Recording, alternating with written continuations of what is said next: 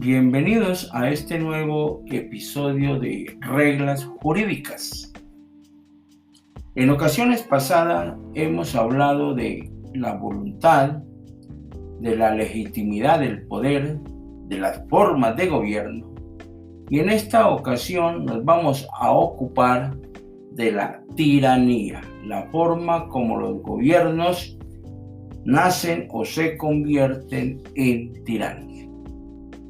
Antes de continuar, damos gracias a nuestros patrocinadores, a quienes hacen posible nuestro trabajo de reglas jurídicas y, por supuesto, muchas gracias a toda la audiencia de reglas jurídicas, quienes distribuyen o a través de ellos se hace posible la distribución de nuestro contenido podcast Reglas Jurídicas.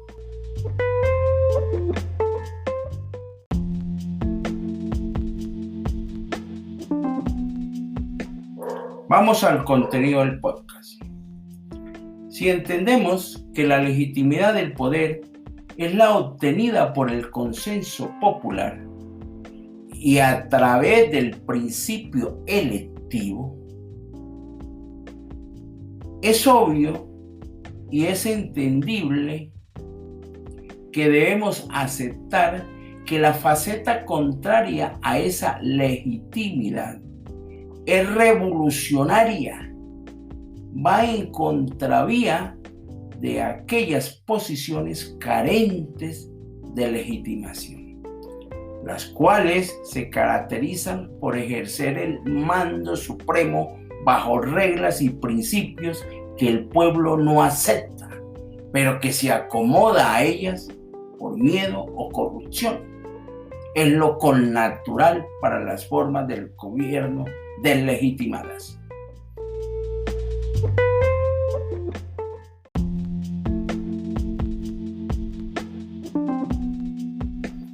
El poder que se ha obtenido por la fuerza, hemos señalado en podcasts anteriores, sin el consentimiento de los asociados, implica la degeneración del sistema de gobierno. En la forma que implanta el gobernante con el fin de mantenerse, con el fin de sostener una posición, lo hace de manera perversa y coactiva. Genera un celo propio frente a los doblegados, frente al gobernado, desconfianza que le convierta a él, lo hace en el más sombrío y temible gobernador.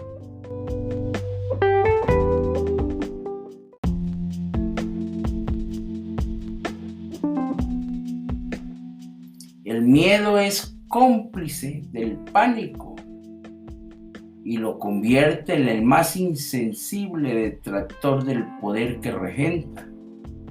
Por supuesto que su designio no es más que alimentar su propio capricho. Ego. Ese ego, esa vanidad que los convierte en tiranos. Eso es lo que no les permite actuar de manera legítima por las sendas del derecho.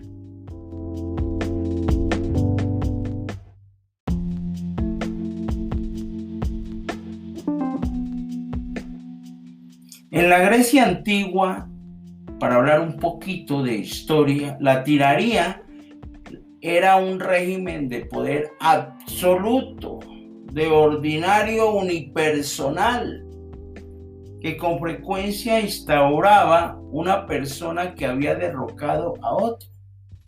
O sea, era una sucesión de derrocamientos de poderes.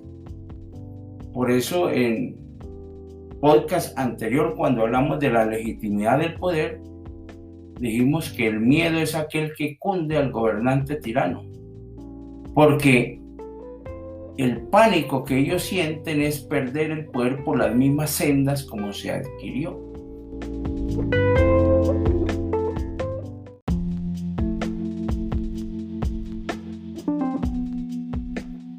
Los patricios, en la época de ese régimen, y los clientes de la antigua Roma terminaron aliados para constituirse en castas de poder y dominar la ciudad por el tiempo que el pueblo lo permitió. O sea, son alianzas que se hacen por miedo, son alianzas que se hacen por cualquier acomodo.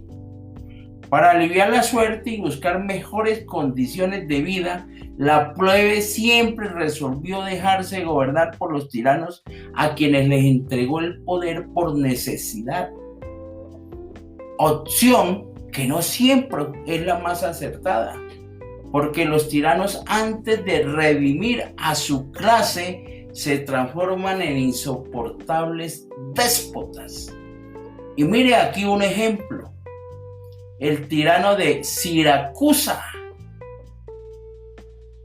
Él, por ejemplo, reconoció a su plebe un único derecho.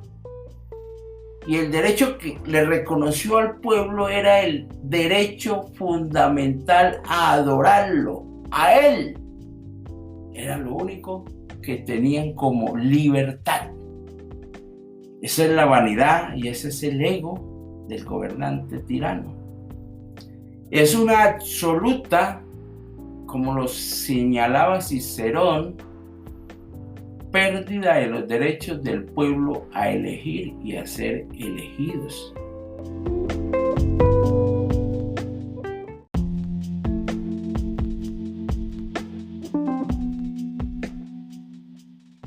A lo largo de la historia se conocen tres formas de tiranía. Los que reinan por elección del pueblo. Esto parece contradictorio, pero así es. Parece ser la más soportable de las tiranías. Pero aquí el pueblo es cómplice, o bien por la corrupción, o bien por el miedo, o bien porque es plausible acomodarse a un régimen que solamente le permite pernotar dentro de sus designios del gobernante. Es muy propio de los regímenes sociales, aquellos que se denominan socialistas, donde utilizan el pueblo para permanecer en el poder, pero no es el pueblo el que lo sostiene, es el capricho y los designios de él, porque la ley la acomodan, la cosechan, la expiden solamente para satisfacer esa necesidad de déspota. Los que participan en esa clase de gobierno son domados como toros de casta. Por eso aprenden a hablar y a decir las cosas como si fuera el propio gobernante. Es decir, el libreto se lo aprenden de memoria.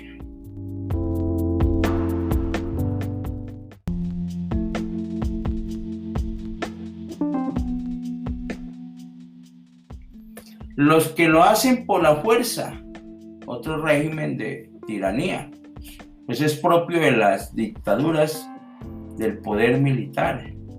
Es el que se antepone ante cualquier principio legal, porque aquí no se utiliza el pueblo, sino el poder de las armas, lo que era propio en la época antigua, quienes conquistaban y luego eran conquistados por otros.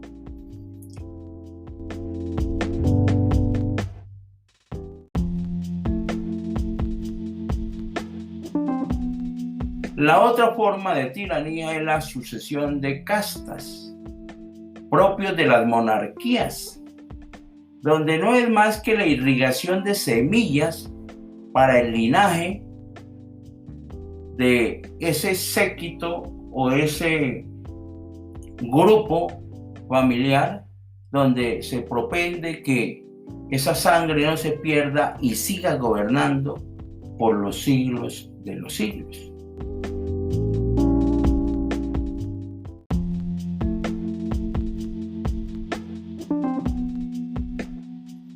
Así, de esta forma, señores, les he traído a través del podcast Reglas Jurídicas estas formas de tiranía que hacen parte de la historia antigua, pero que hoy por hoy siguen presentes en algunos terruños del hemisferio. Muchas gracias. Les habló Lucas Meneses Chavarro del podcast Reglas Jurídicas.